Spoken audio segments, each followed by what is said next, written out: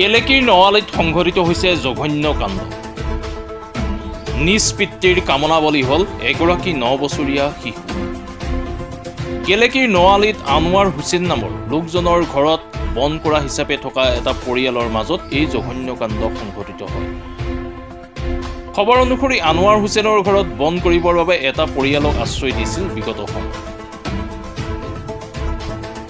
প্ৰায় 2 মাহ ধৰি বন কৰা হিচাপে মহিলাগৰাকীয়ে কাম কৰি গৈছিল আনোৱাৰ হুছেইনৰ বাসগৃহত।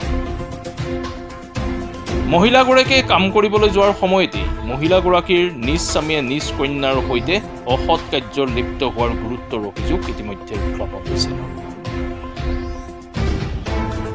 পৰৱৰ্তী সময়ত এই বিষয়ে মহিলাগৰাকীয়ে গেলেকী আৰক্ষী থানাত নিজৰ স্বামীৰ বিৰুদ্ধে এজাহাৰ দাখিল কৰে আৰু সেই এজাহাৰৰ ভিত্তিতে গেলেকী আৰক্ষীয়ে আমিজ হাজৰিকা নামৰ লোকজনক আটক কৰিছে।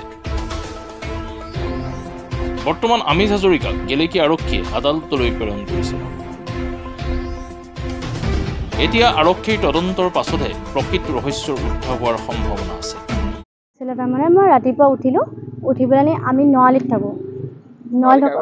আনোৱাৰ হুছেইনৰ ঘৰত থাকোঁ।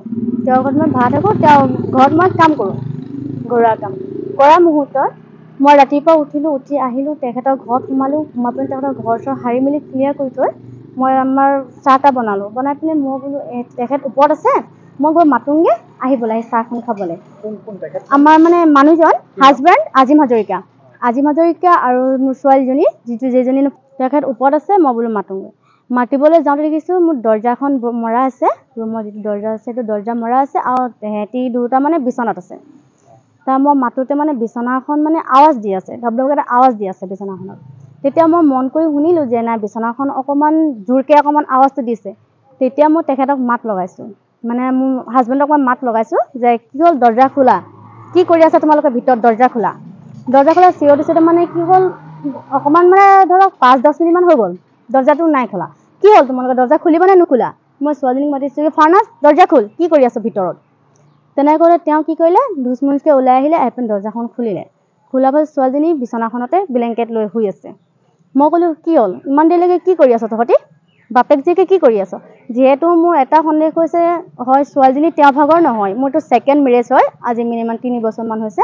মোৰ মানে সেইটোত মানে এটা সন্দেহ হ'ল। সন্দেহত মই ছোৱালীজনীক সুধিছোঁ তহঁতি কি কৰি আছিলি?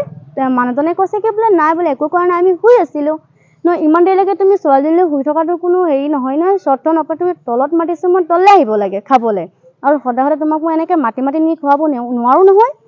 তেনেকৈ কওঁতে তেওঁ কৈছে কি নাই বোলে একো কৰা নাই।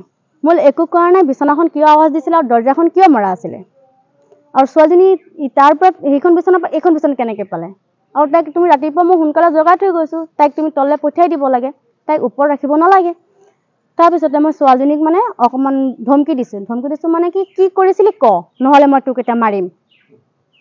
ধমকি দিওঁতে ছোৱালীজনী কি কৰিলে, তললৈ গুচি আহিলে। গুচি অহাৰ পাছত মই তেওঁৰ লগত কৈছোঁ তহঁতি কি কৰিলি,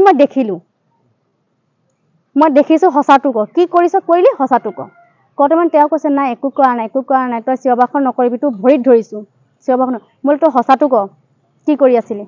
তাৰপিছত এনেকৈ কওঁতে তেওঁ নাই নোকোৱাত মানে ওচৰ চুবুৰীয়া মানুহবোৰে শুনিছে যে ওপৰতনো কিহৰ ইমান চিঞৰ বাখৰটো হৈছে চাওঁ, মানে শুনি আছিলে। শুনি থকাতে যিহেতু গেটৰ মুখত গৈ থাকিলে ছোৱালীজনী কান্দি আছে। কি হ'ল তই কেলৈ কান্দিছ সুধোতে মানে ছোৱালীজনীয়ে কৈছে বোলে মোৰ বোলত আবাই বোলে মোৰ বোলত বোলে বেয়া কাম কৰিলে। গেলেকীৰ পৰা ৱাজিদ আলীৰ ৰিপৰ্ট, মাই নিউজ NN।